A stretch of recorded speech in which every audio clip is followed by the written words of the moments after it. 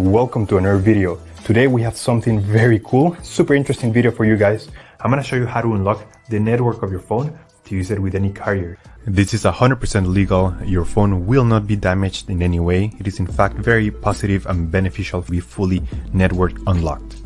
Because your phone's resale value will increase because your phone will be compatible with any other carrier worldwide. We're gonna begin. So to start, we're gonna get the phone's IMEI number. That's a unique number for every phone. So to get it, simply dial *#06#. As you will see, your 15-digit IMEI number will appear in the screen of your phone. This number is very important. It represents the ID of your phone, and keep it somewhere close because we're gonna use it in a few seconds to unlock this phone. Okay, now we're gonna switch to the computer. In this website, we will request the remote unlocking of this phone. So we're gonna start by filling up the information here. As you can see here, there's a form, and now you just have to wait.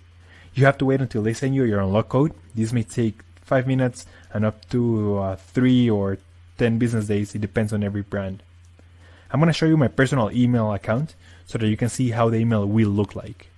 And as you can see here, I got this message and it confirms that the phone has been unlocked. Let me know if you have any questions, just leave them